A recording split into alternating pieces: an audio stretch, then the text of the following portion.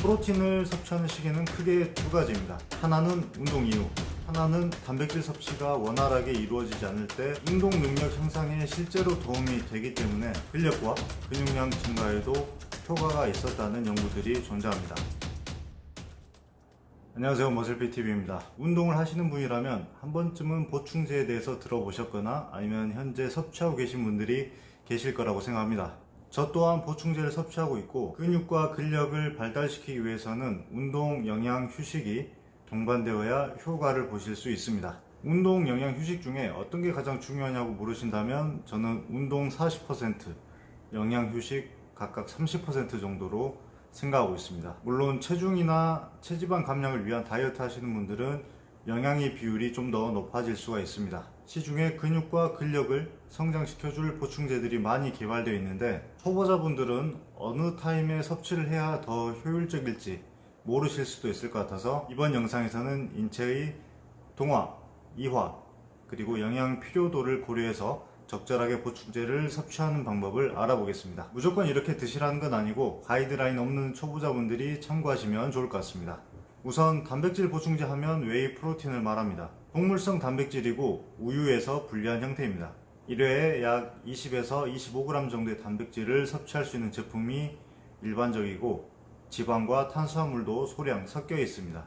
프로틴을 섭취하는 시기는 크게 두 가지입니다. 하나는 운동 이후, 하나는 단백질 섭취가 원활하게 이루어지지 않을 때 음식 대용으로 섭취하는 것. 한 방에 하루 단백질 권장량을 다 드시는 것보다 2, 3회에 걸쳐서 나눠 드시는 게 좋고, 보충제 특성상 흡수 자체가 빨라서 일일 단백질 섭취 권장량을 다 드셨다면 추가적으로 드실 필요가 없습니다.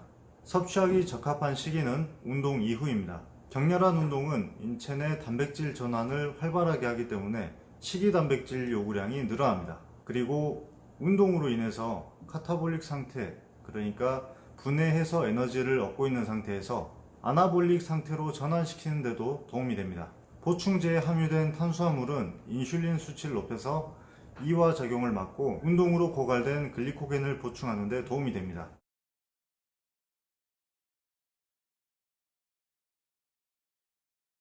다음은 BCAA 섭취 방법입니다. 보통 운동 중에 많이 섭취하시죠. BCAA는 프로틴에 포함된 개념이고, 필수 아미노산 중에서 핵심인 류신, 이소류신, 발린, 이렇게 세 가지가 주 성분이고, 탄수화물이나 지방은 포함되지 않은 형태입니다. 1회에 약 6g 정도의 단백질을 섭취하실 수 있습니다. 단백질 섭취가 충분하다면 굳이 BCAA를 안 드셔도 될 것 같은데, 개인적으로는 이점이 있을 걸로 생각됩니다. 보충제에 비해서 소화에 부담이 없어서 운동 전중 후에 드실 수도 있고, BCAA가 기본적으로 인체에서 많이 사용하는 아미노산이기 때문에 아미노산 풀을 유지하는 용도로 이점이 있습니다. 또 기존에 먹던 분들은 심리적으로 의존성이 높죠. BCAA는 운동 전중에 섭취하시고, 그 외에 단백질 보충제를 섭취하는 게 부담스러우신 분들은 식사 사이사이에 단백질 보충이 필요할 때 부담 없이 섭취하시면 되겠습니다.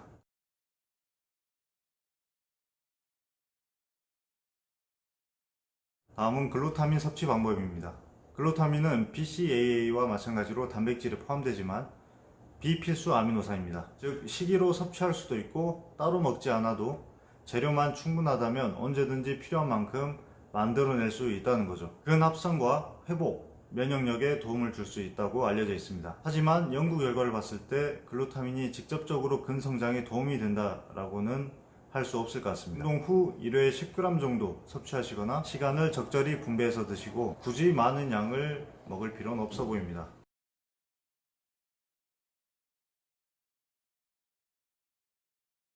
다음은 크레아틴 섭취 방법입니다.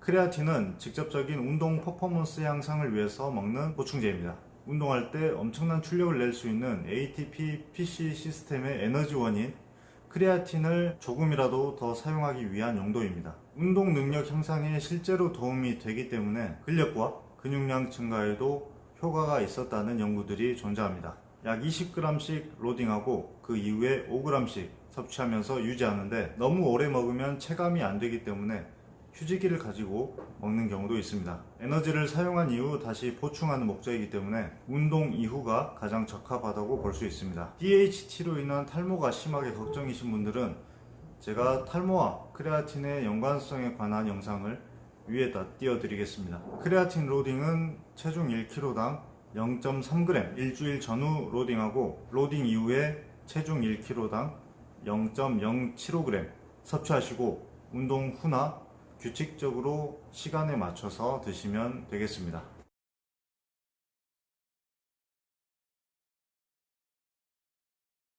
다음은 부스터 섭취 방법입니다. 핵심 성분은 카페인이고 가루나 알약 형태입니다. 운동 전이나 중에 섭취하기 때문에 BCAA와 같이 섭취하기도 합니다. 카페인을 주 성분으로 하는 부스터는 개인차가 있지만 효과가 직관적이고 크기 때문에 잘 맞는 분들은 의존성이 높습니다. 하지만 지속적으로 섭취했을 때 내성으로 인해서 효과가 떨어질 수 있으니까 너무 자주 사용하지 마시고 컨디션이 저하됐을 때 사용하시면 되겠습니다. 부작용이 있어서 악영향을 끼칠 수도 있기 때문에 섭취에 주의하시기 바랍니다.